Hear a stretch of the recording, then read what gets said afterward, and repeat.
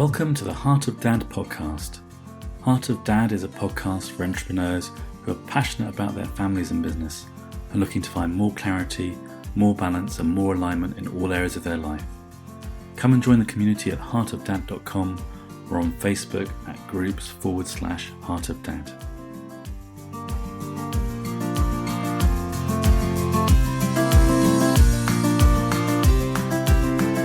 This week on Heart of Dad, I'm interviewing Marc Siles. Marc works as an executive coach and Agile strategy facilitator. He dedicates his passion and energy to enable companies to accelerate their strategic growth, leveraging Agile frameworks to create a collective learning culture. He's a former senior executive, investor, and a disruptive thinker, and he's mentored and trained teams around the globe, focusing mainly on deploying strategies in a disruptive way and training teams to develop a growth mindset culture. The result is the creation of self-autonomous high-performance teams that drive innovative leadership capabilities to accelerate growth. So this week on Heart of Dad, I'm delighted to introduce Marc Siles. Hi, Marc. Hello, Matt. Nice to be with you.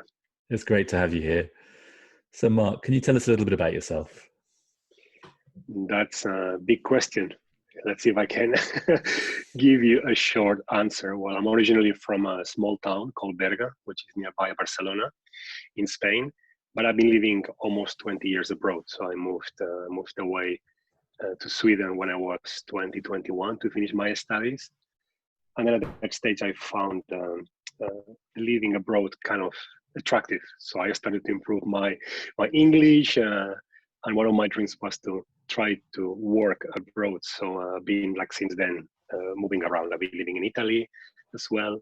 And I've been spending like almost 17 years now in Finland, basically focusing on business. I'm a former senior executive of a couple of different international companies. And about 5 years ago, I decided to quit my corporate career and kind of jump out of the airplane without a parachute, just to experience what my dream would be if I would go after it. And I've been spending the last almost now 6 years working with corporate consulting, basically focusing on human growth, agile enterprise development, and helping big companies around the world to go through big transformation processes, especially when it regards to how to accelerate strategy implementations and as well as human growth and mindset transformations. I've been lucky enough to have projects in China, in Japan, in India, in the US. I've been working in Canada, in Iceland,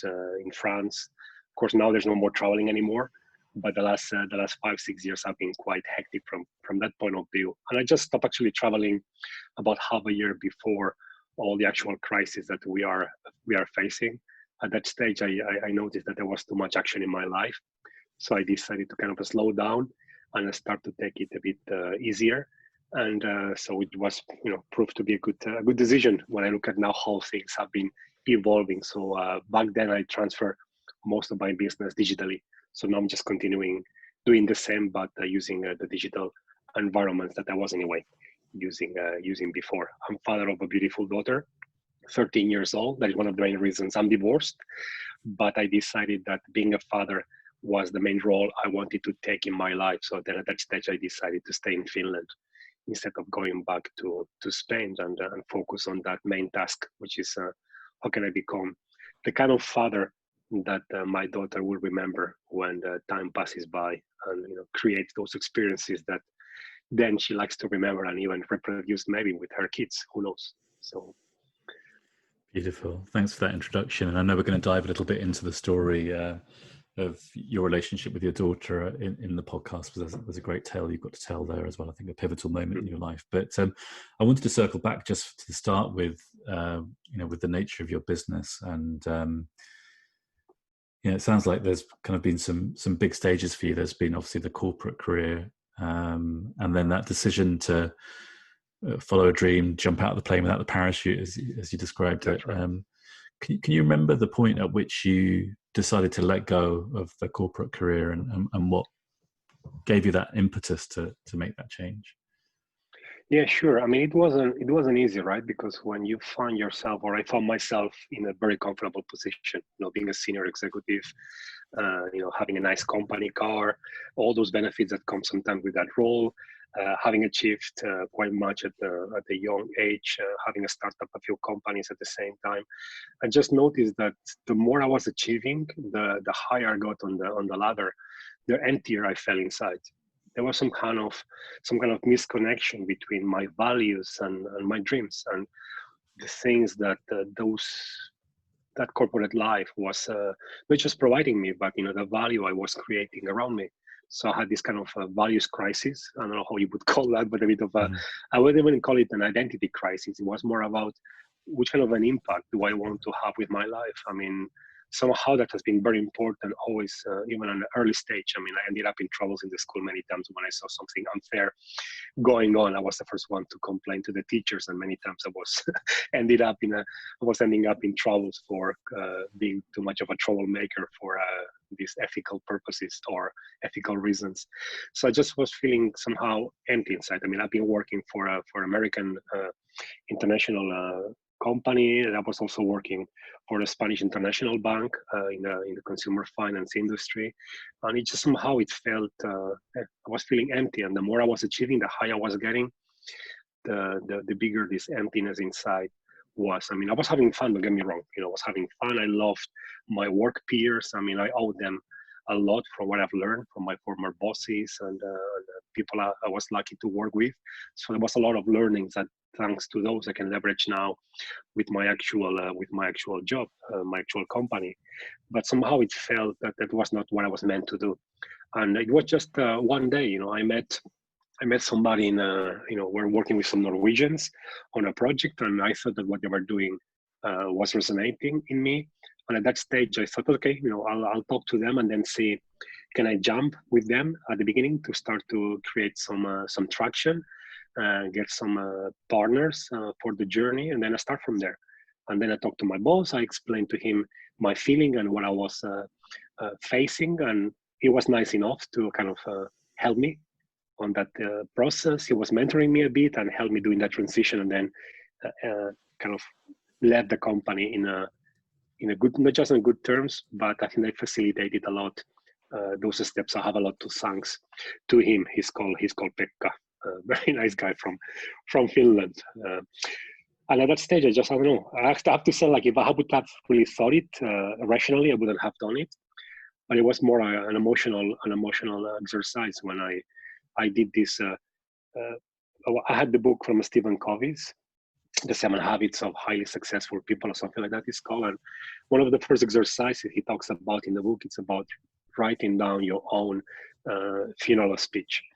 And I did that, and I picked up my daughter as the one that was talking in my funeral, and I was describing like what she was saying and which kind of a father I wanted her to remember. And at that stage, when I, of course, I fell into tears when when I did the exercise, and I read everything. And it was the second time I was doing that, so I did it before time when I had my, I can talk about this later maybe, when I had this my big crash when I was 30. I almost had the burnout, and I was into a kind of a nice depression, to call it in some way, and a harsh experience. I did that the first time, and it was the second time I did the same exercise, because it helped me a lot to get out of my crisis at when I turned 30. But this time I realized that the kind of things I was doing and the impact I was having around me was not the kind of impact I wanted my daughter to remember about me. And at that stage, I just got the strength at that stage and the emotional power just to go and do it, knowing that, trusting that somehow things will work out in some way or another. And then, getting these companions at the beginning, and I jumped out of the plane after a while, and then I decided to run by myself when I noticed that maybe the visions that I had were not aligned with people I was running at the beginning, but it was okay. And then I just once again I took another step and decided to start up my own company, and then focusing on the topics I was really passionate about. So it's hard to kind of rationalize and put into concrete cognitive reasons why I did what I did. If I was in those situations again, would I do it? When some of the things I've gone through, being an entrepreneur and facing challenges alone, have not been easy, and a lot of anxiety and struggles. But at the same time, it's what helps us growing. And I have to say that the vision all the time, having that strong vision of what I want to achieve, why I want to achieve it, link that to my inner purpose and to this higher purpose of becoming the best father I could for my daughter. I think has given me a lot of energy in those times of doubts and crisis when even I've been thinking to quit everything and do something else. So those visions have been helping me a lot. It's a brilliant story, and I think a lot of people could identify with that sense of crisis of values, and the kind of energy that's born out of that to drive you in a different direction. You mentioned, I think in that section there, Mark, about being also, if I think I heard it correctly, kind of not quite happy with the dad you were at that time, or how you were acting out in some of the areas of your life that it kind of wasn't the optimal. Would you be willing to share a little bit about what was going on at that time that kind of was a counterpoint to this feeling? Absolutely. That happened. The bigger crisis happened at my 30s, when suddenly I noticed that I reached almost 130 kilos.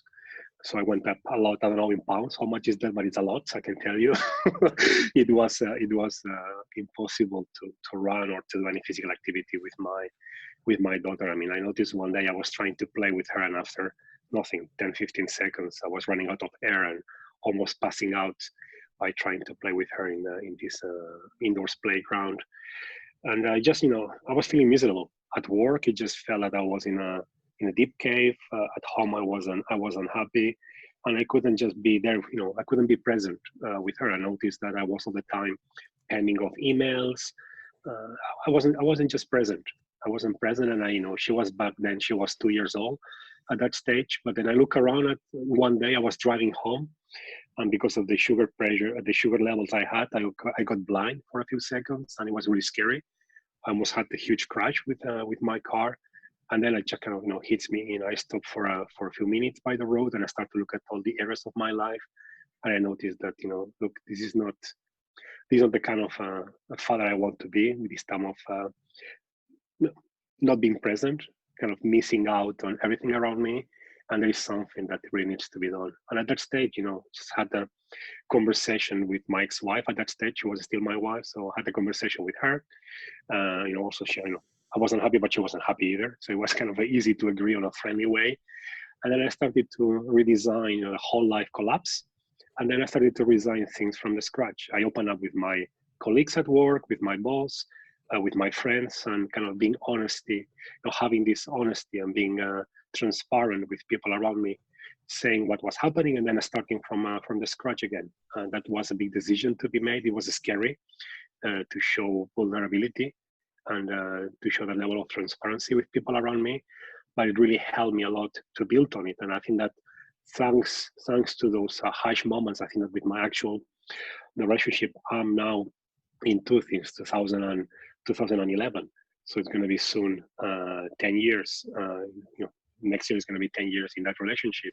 Is being able to add a lot of value and happiness thanks to those hard moments back then. So I think that a lot of the actual level of happiness, satisfaction, and stability I have in life is thanks to those struggles. And in a way, I saw once in a movie that they said that the bigger the struggle, the more glorious the triumph. And that's how I feel sometimes, that thanks to those people I was involved in back then, and those that suffering I had during that period, it really helped me to be able not just value more what I have around me, but to also let sometimes the ego aside and why to pick up fights at home. Does it really matter, that topic? Isn't it easier just to let go and enjoy that moment and be able to share those experiences with everybody? Does it really matter that I answered the email now? That WhatsApp, is it really important, or is it more important the time that I have with my daughter or my girlfriend Maria? And even and it's not just because I'm saying so. I recall once when you could still go out to eat in the restaurants, if you remember, some time ago. Once my daughter was telling me, like, hey, Papa, have you noticed that? Look around. All these other parents are just distracted. They are on the phone. But look, when I'm with you, you're here with me. And even now, even thinking about that, that sentence makes me almost cry, because I think it was one of the most beautiful feedbacks I got from my daughter, that she noticed herself, that I was there for her and being present and engaging with questions and engaging with being interested about her in a genuine way. So it's, yeah, I think that it's beautiful when you can reach that level of presence, and not just with my daughter. I mean, I try to apply the same principles. It doesn't mean that I succeed always, but also with my other areas in my life, whether with my parents, with my brother, with my girlfriend, or anybody else I'm interacting with. Like to be 100% present and be able to get the most out of that moment, and everything else can wait. I mean, those emails or those text messages are not that important, or that Facebook updates are not that important. So it's been a lot of insights, during the struggles, and of course, many more to come still ahead. But it's an amazing story. Thank you for sharing it. I think a lot of people will resonate and be touched by what you just shared there, Marc. As a dad, an entrepreneur, I've also shared about some of my struggles here with presence, because I think sometimes the entrepreneur, I don't want to generalize too much, but I think sometimes the entrepreneur mindset is one of kind of, obsessive or relentless focus. And I've also had similar conversations with myself as you had, but I would say that I'm interested to hear your take on it, because I'd say my discipline fluctuates. There are times when I feel very present and connected with my son, and I wouldn't dream of looking at my phone. It kind of just stays out of the picture. But there are other times when I perhaps feel more restless in myself, and I have to put my hand up and say, well, I don't reach that level of self-discipline perhaps, and I get kind of back in my uptightness about my work or other things in my life. How have you maintained that discipline for yourself? Because it sounds like you've done an amazing job to smooth out some of those peaks and troughs that I perhaps still experience. that's a very good point, and it's worth mentioning that yes, sometimes also, of course, I struggle, especially when things at work may not be going that well, or I may be facing situations where the uncertainty is very, very, very high. So I do not mean to say that I am immune to that anxiety and I'm immune to those thoughts, but somehow when I notice that I'm experiencing those thoughts, it seems that it becomes much easier to let go. I still get lost now and then. I may be with her, and then suddenly, a big problem may come up to my mind because I'm waiting for an answer of a client. I'm waiting for to see if I can go on with the project or not. And I'm, big part of my job depends on these projects. But then suddenly, as I notice that I'm trapped with those thoughts, somehow being aware of the relevance and the importance of that moment allows me to kind of let that thought slip away and drift away, and then allow myself just to breathe in for a while, and then until my thoughts come back to the moment. So it doesn't mean that I'm present all the time, but somehow it's being easier to bring myself back, but by taking those issues a bit less seriously. And of course, that anxiety comes in, and that anxiety starts to take over my emotions. But by being aware of that kidnapping, suddenly just becomes more simple to let go. Sometimes I compare this to the Jordan River. I was doing some work in India a couple of years ago, and somebody shared with me a very nice story, and they told me do you know the Black Sea? And I said, yeah, sure, I know the Black Sea. And okay, do you know that nothing grows in the Black Sea? Like the salinity level is so high that there's not a single animal or plant that can survive there. I'm like, okay. But the Galilean Sea? I'm like, yeah, sure, like it's famous in the Bible and other stories. But did you know that the Galilean Sea holds over 25 species of fishes and plants? I'm like, yeah, well, so what? And well, first of all, both are not seas, are lakes, but they're called Galilean Sea and the Dead Sea. But did you know that both are fed by the same river, the Jordan River? I'm like, okay, sounds interesting. So the same water is feeding both lakes. Like, yeah, but one, nothing survives, and the other one is full of life. And then this guy asked me, why is that? And I couldn't answer. I said, like, look, the Dead Sea, the water flows in, and it gets trapped in that lake. It doesn't go anywhere. And because it traps all the water, after time, the salinity increases so much that nothing can live in it. On the other hand, in the Galilean Sea, the water flows in, stays for a while, and then it continues its journey. It just continues floating away, goes down the river.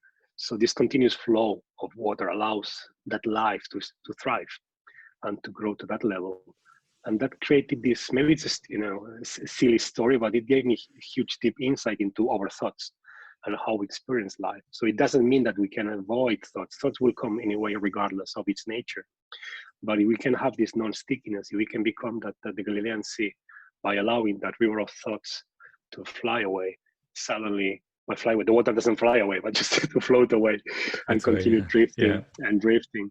Somehow I noticed that experience of growth within me it's richer, and it doesn't mean that it's always easy to implement.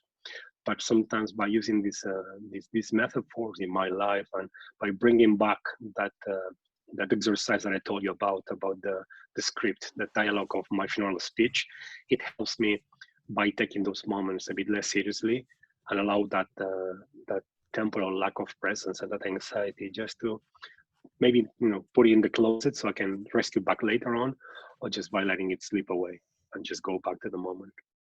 If that makes sense for you. It does, yeah. Such a great story as well. I love that metaphor of the Galilean Sea and the Dead Sea. I think it's a brilliant one for the nature of thought and how if we get stuck or attached to thought, then we kind of stall, and if we let things flow, we don't. Yes, it's great. It's a great analogy. You were talking earlier about how you had that kind of crisis moment and you stopped by the side of the road and you saw life as it could unfold, and you made some really conscious choices to change direction, including separating from your wife at the time. And in your introduction, you said, I had a choice. I could have left the country, and I don't know if that would have meant going back to Spain or choosing a life in a different country, or staying in Finland. And I'm just wondering how that played out for you, because I guess at one level, as a parent, I can see it would be unthinkable to move away from my child. I can't imagine doing that. And yet, when we first met, I was saying to you, wow, yeah, here's a man from near Barcelona who's living in the far north. That to me was kind of like a really interesting thing in itself, because you come from sunny climes and you live in somewhere where the sun is not particularly present during the winter. So that's right. Can you talk us through that of both points, really, the kind of the decision to stay and how that played out for yourself, but also the staying in the far north when you're a man from the Mediterranean? Mm-hmm. Yeah, I mean, both could be interlinked or not, because now I even find myself being difficult to cluster. Like, where do I belong? I don't know anymore. I've been living so many years abroad that sometimes I think that I'm more comfortable even in this kind of environment that my own nature back in Spain. But yeah, that's a very good question, and sometimes because I got this question before, like, why didn't you go back and then just fly every month to Spain to see your daughter and just have the life that you could have in Spain, or also been living in Italy. So what about those nice countries that everybody dreams about going to live? But somehow that's always been. It is really hard to put in words, but that's been this kind of energy or this kind of connection that made me, or this voice inside that has been guiding me. And it sounds a bit, even weird to say, like, this voice inside guiding to each one of the steps. But, and I'm not saying that it's the same for every father or mother out there. So if you don't feel like this, it is okay as well, because I've been talking to some of my friends that do not feel like this. But I was holding my daughter in my arms and she was falling asleep between my chest. I just felt this oneness. I don't know how, it's hard to explain. It's like if there was no skin between me and her, and there was this oneness connection that even the skin bothered at that stage. And I just didn't think it was my right to separate that connection. I wouldn't call it this eagerness to protect somebody, because I don't have the chance to protect her when she's not with me. So it is not that natural instinct to protect your kids and be able to provide them with the best thing they can get. But it was this undivisional feeling, undivisional essence of who she was and who I was beyond our bodies. It's really hard to pinpoint in words. So when I was trying to decide what to do, this inner thought just made it impossible to move away. It just felt so wrong. And I knew that it was scary. I mean, I didn't know what would happen, right? When you go through a divorce, regardless of the family, friendly terms you might have with your ex couple. You don't know how things can turn up. You never know when you start a new relationship how that will affect the whole thing. So I had no friends back then either. So I started from scratch for everything. No family. I was alone. No friends.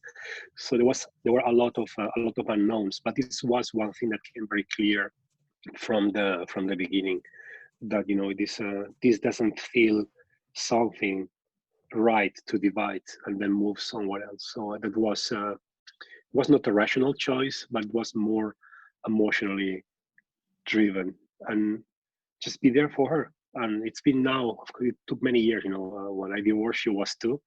Now she's 13, and it's now when also she starts to be more aware and more like appreciate. I wouldn't say appreciating, but more conscious about what really happened, and she starts to make some questions. Because of course she recalls nothing from those 2 years when we're living together as a family.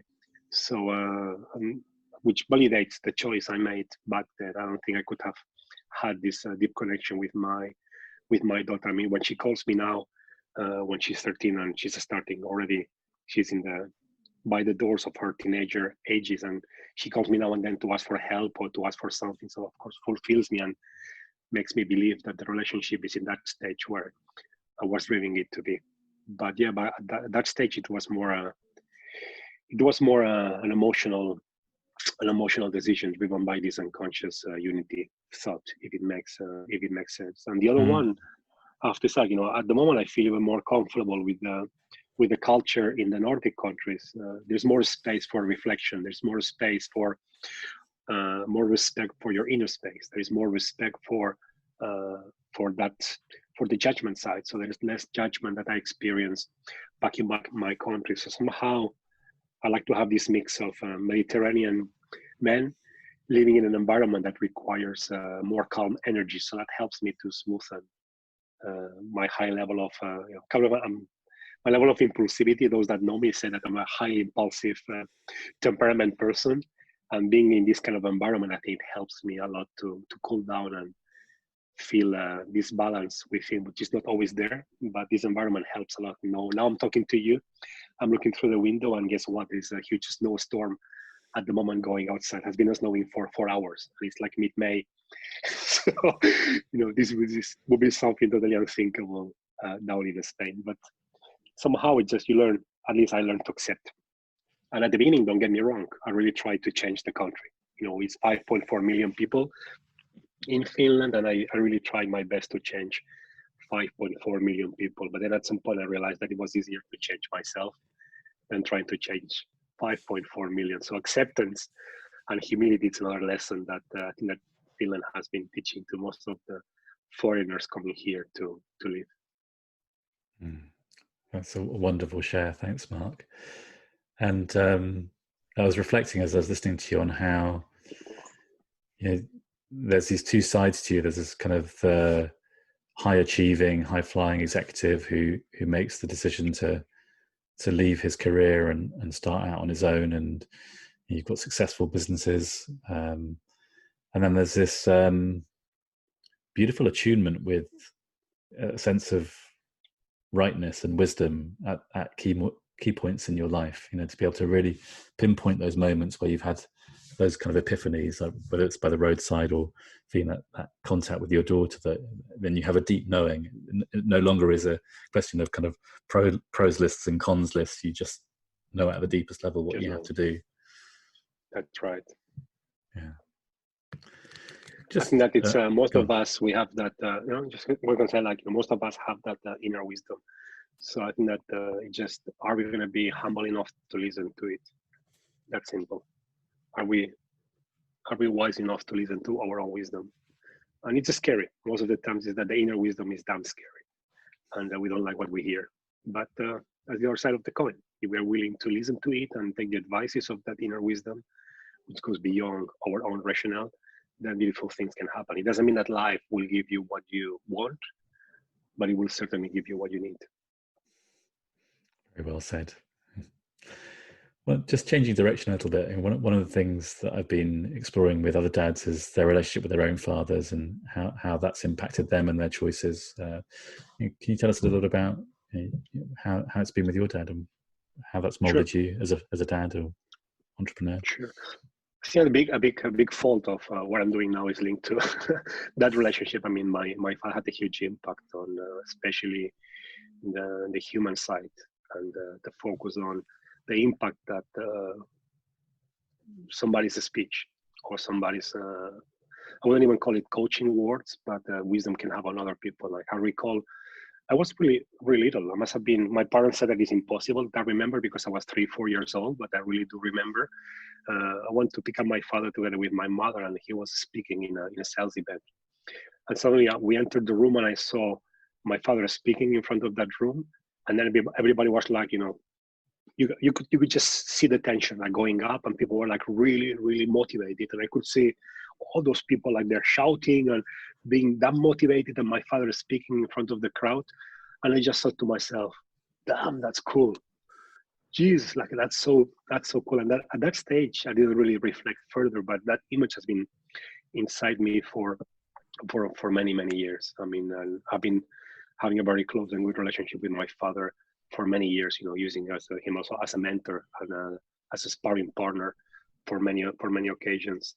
And that I would say like that first image had a huge impact and made me understand that the importance and the relevance that it is that everything you do must have a higher good, has to have a higher purpose. Somehow that event that happened that early in my life made me understand later on that it's awesome that it's awesome that you achieve things. It's great that you can get to your goals and you can have success.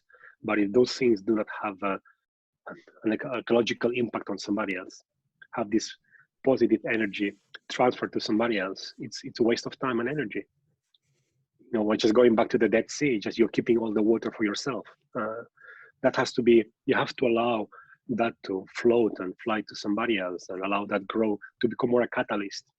So thanks to my father, I think that became maybe not obvious at that age, but that's some of the stories that he was sharing with me and many coaching stories that he was telling me, which I noticed that back then the coaching industry didn't exist. But I noticed that my father was already a coach back then for the kind of relationship that he has and how he was helping other companies to grow and other people also to believe in themselves. So that's been has had a huge impact in my life. I mean, he was also an entrepreneur, and now maybe I understand better what he went through when he was working. He's retired, still alive and retired, and enjoying the sweet life of a confinement at home with my mother. That also has its its good stories from that side. But yeah, it's been creating a big footprint in my life, and together with my grandfather, I think there was my grandmother. So those two figures as well.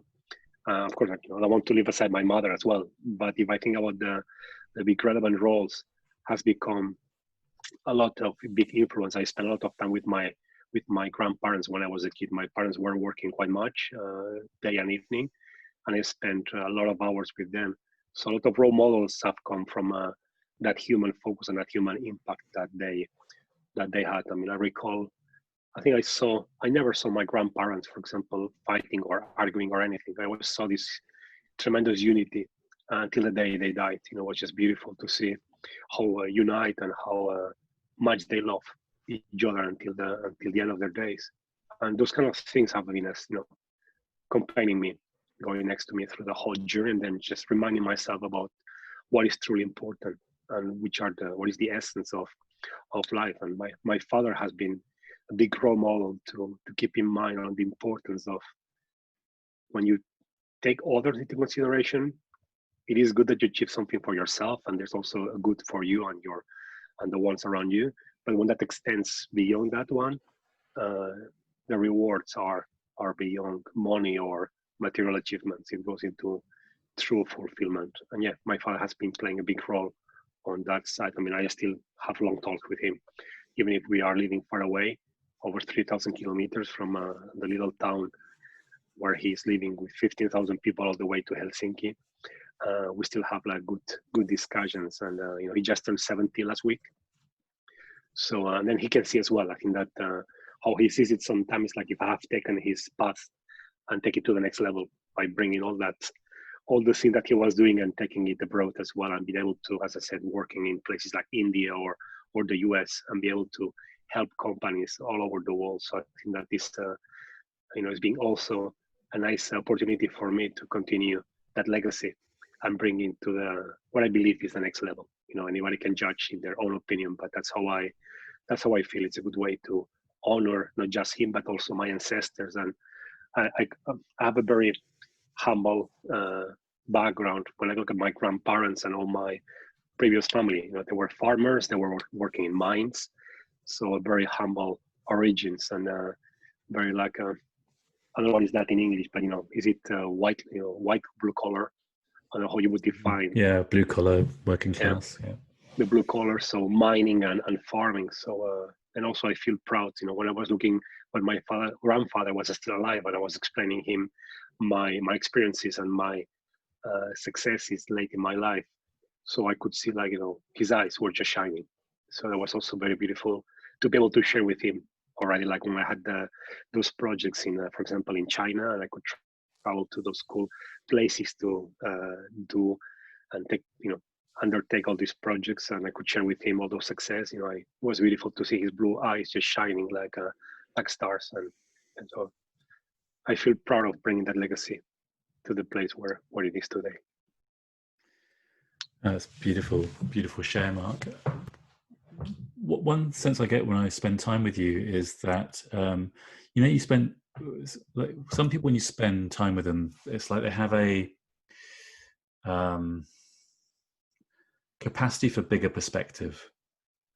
Like when I listen to you, you see the interlinks between the generational elements, and I love what you were sharing about kind of the environment, perhaps creating space for you to slow down and reflect on yourself. And I love what you shared about that pivotal moment when you decided to stay in Finland rather than leave, for your relationship with your daughter. I don't even know if you can articulate this, but do you have a sense of where that kind of capacity for having that bigger picture view of life comes from in yourself? No, I mean, I have no clue. I've sometimes tried to wonder where all these even words being articulated from, and I have no clue. That's one of the stage that I'm not a religious person, but at some point, I started to believe there has to be something else that brings down all this wisdom, brings down these connections. I cannot really put it down in words, but many times you might find myself when I talk with people, I talk with clients, and I start to share my opinions. It's like there's things that I don't even know that I knew. And not just about myself, but I start to talk about things, and they go like, "Have you searched, my background in Facebook, or what the hell have you been doing?" It's like I just don't know why I know those things. It seems that somehow, when the state of mind that I'm experiencing seems to be in certain frequency on a certain level, wisdom starts to flow, and it transforms into certain words. But I have no clue where they come from. Of course, some psychologists could say that we talk about the programs we have in our mind, how the brain works. But the truth is that there's this inner feeling, this inner sensation that makes me feel somehow I would be connected to a higher network of where there's no separation between us. There is just one unique thing. And at that stage, when I'm in that state of mind, I see that between Matt and us, there's nothing else than a phone. But this phone that I'm talking to through you, there's nothing else than an unreal separation. It doesn't really exist. At the end of the day, we are just part of one same consciousness that allows us to have this conversation, but we are not two separate beings. And at that stage, it's not even like my body doesn't. I know that I'm in that state of mind when I notice that my body doesn't bother anymore. I'm not conscious of anything around me and my skin or my muscle. Just nothing. Everything disappears and allows me to have that deeper level of connection. The downside is that I cannot create it myself. When it happens, it happens. It's not something that I can put myself into. But for example, now in this conversation, I can notice the connection with you. So somehow it starts to be a bit easier to flow into this state of mind. But I have no clue. And I got this question before, but it just seems to happen. But the experience, the only thing I can say is that the inner peace experience in those moments and the inner joy, it's so beautiful that I don't care. It's just knowing that it feels so damn good that is good enough for me to be able to experience. And I'm not just the only one. I know that many people go through these kind of processes as well. Yeah, I really love that answer, and I didn't know which way you were going to go with it, but I was kind of, I suppose, exploring with you the edge between intentionality in life and connection with deeper wisdom, and so some of the dads, entrepreneurs I've spoken to have really kind of come in from the camp of, they've said similar things to you, like about designing life and having a real clarity about how they're going to create the life they want. And, I've heard some of that from you, but there's also with you, that sense of connection into a greater oneness that we all are. And actually that seems to really ring true as the power behind, what you're creating in your life. It's a really, beautiful. It's a good way, especially like letting that ego aside, stop believing that you are the one that creates your own thoughts. When I hear people say, no, I create my own thoughts and I manage my own thoughts, like, good luck. How do you even create your thoughts? Can you tell me the process? Mm-hmm. Well, first I think about and how does that thinking comes from? That the whole thing never made sense to me. How can I create my own thoughts? Otherwise, I would always think about butterflies and unicorns. I mean, that's not the case, right? Right. So that's for me the ultimate proof is that there is something else creating those thoughts, and the experience that we have beyond them, the lower attachment that we have of ownership among those thoughts allows us to have a better flow or less friction, I would say, with life until we can reach that experience of oneness. And for me, it's not mystical. Some people might describe it as a mystical experience. For me, just who we truly are. That's our true nature. That's simple. I don't see it as a mystical experience. I see that how it is. That's our true nature, the ones that we are since the day we were born. We just forgot about it. So going, taking that journey back home, I think it's a beautiful journey for those of us that decide to take it, understanding that it's a long journey. It's not something that you reach one day and that's about it. You keep on forgetting it now and then you just need to remind yourself that, hey, it's time to go back home and have again that experience. Yeah, fantastic. I just wanted to circle back, and there's a question that arose in my mind, and I may be kind of shooting my face with it, but when I hear you talk about your relationship with your mum and dad, and then your grandparents and that kind of loving relationship they had, and I was thinking back to you having that epiphany on the roadside, and then coming back into your relationship and deciding that was going to end. Was there anything in your life at that time thinking, well, I'm just not going to have what my parents and my grandparents had? That dream has gone away in some sense? Not really. I mean, there's something deep down that has always had the certainty. And there was something, it was a freaky thing. I mean, I wrote my first life plan when I was 7, 8 years old. I still recall, like, my teacher gave that to my parents, asking, like, what the hell is your kid doing? I mean, I draw the whole plan about the studies and what I wanted to do. It was so clear since I was a kid. It's like if I have always known this is really weird. And I don't know why, but it's been very deep down. I just knew it. I never doubted of the outcome. I was just very scared about the process. I'm still scared because deep down I understood the suffering and the friction that this would require, not just for my ego and the way that I'm experiencing ego, but for those big periods of life when you just don't know anything. You just don't know what's going to happen. It's all about anxiety. It's all about going to bed without understanding really what will be happening next. So this level of uncertainty and ambiguity. And maybe that deep understanding that, okay, I will be okay, but there is this this friction to go through. That was the biggest scary part. But I never doubted that, I never had the doubt that it was the right thing to do or that it wouldn't work out. I just don't know when and how. And not knowing that, that's what I think it's I wouldn't call it the fear zone, but it's this, the fear zone, like that that when you go through it, you know that you have to go through it, but you just also understand the suffering. And that's maybe the only scary thought, but I never doubted or had any fear that I wouldn't. I also knew that they had no expectations, that regardless of the outcome, they would always accept and accept the outcome and accept me. And they never had expectations or goals put on me. It was more about self-imposed outcomes. But yeah, I was somehow had that inner trust that things would work out somehow. And when I didn't, then I did it anyway. I ignored that fear and then did it anyway. That's been a bit of reckless behavior I have had in my life. Another question I had for you, Mark, was, from the way you're talking and, what I know of you and the kind of the shared approach we have is like, as a parent, the best you can do is show up with love and understanding, for your child to model to them how they can live a happy, fulfilled life with peace of mind. Mm. But now your daughter's turning 13. I wonder, do you ever get into these discussions with her about the nature of existence and how experience is created, and bring some of what is implicit in just how you are as a dad into the realm of the explicit with her? We have the discussions. I mean, especially when I try to take these topics when she encounters some difficult things in her life.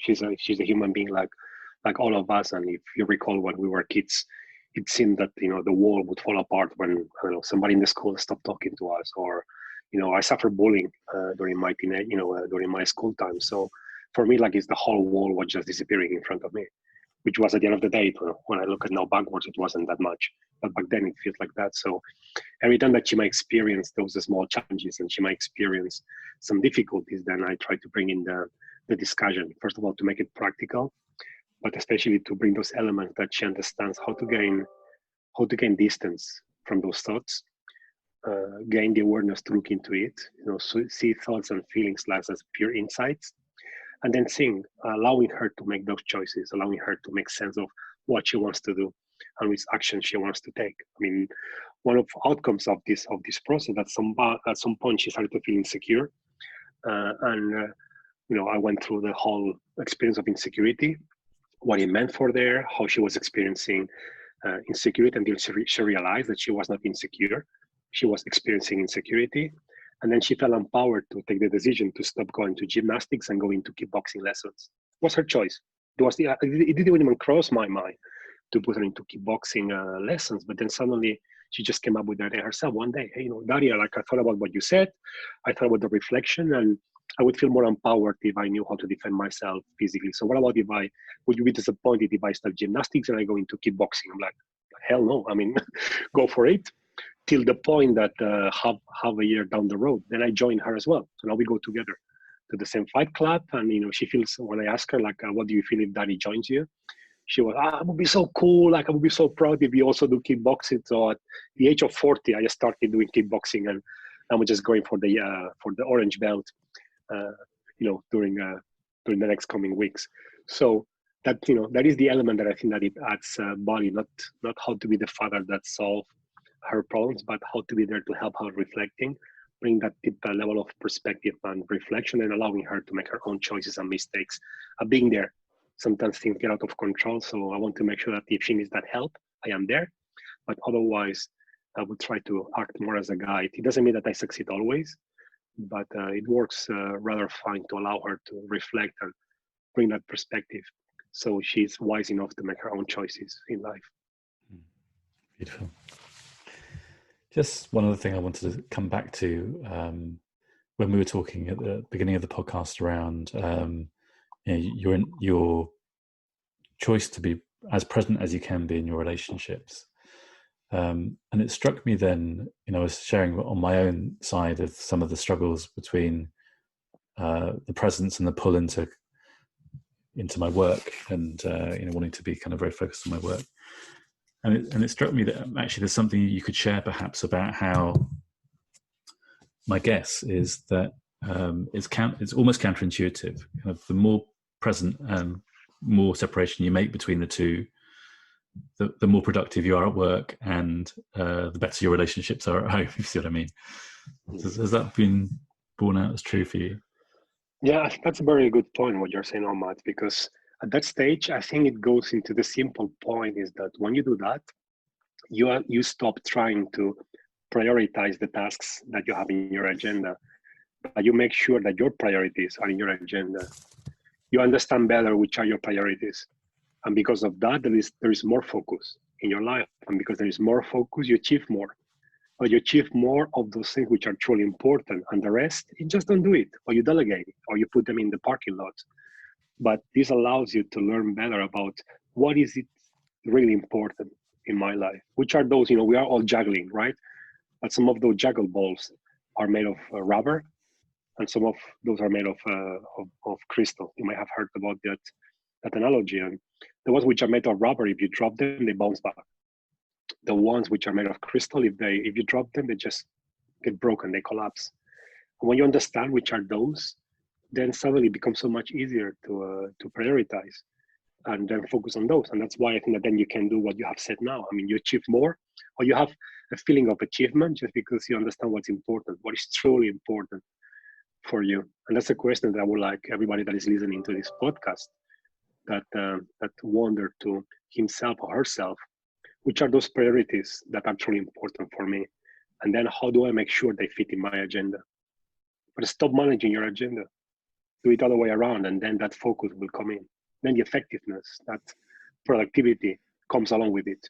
So it's all the other way around. Sometimes we have been approaching the topic like, hey, I'll put a list of the 10 things, and then I will prioritize them and get all the tasks done. And like, okay, I've never met anybody that can make this a sustainable solution. Yeah. Now and then it can help, but maybe like a shopping list, it helps. But with life is not a shopping list. No. I love that we've ended up on that point. I think that along with everything else, would be a really powerful takeaway for people on this podcast. Marc, thank you so much for taking the time to come on and talk to me. I really enjoyed it. Likewise, Matt, thank you for having me here and for allowing me to share these just part of my life. I think it's been an important last couple of months. I just got published a one long article about my near burnout experience in a Swedish magazine about this topic as well. So for me also to become transparent and humble about and sharing the experience that I have, it also becomes a good reflection exercise for myself. So thank you as well for allowing me to go through these thoughts, and this is very useful for me as well. So thank you for that. You're welcome. And Marc, where can we find out more about you if we want to? Where's the best place? I have like a podcast channel as well, but it's focused on executive development. It's called Coaching Talks Podcast with Marc Siles. So you can find it in Spotify, iTunes, and all the major podcasting platforms. And then in my website, marksiles.com, then you can find there all the different articles, blogs I have been writing, and a bit more about what I'm doing. So that's simple. Fantastic. And I'll include those in the show notes. But thanks again, Marc. It's been great. Thank you very much. Talk to you soon.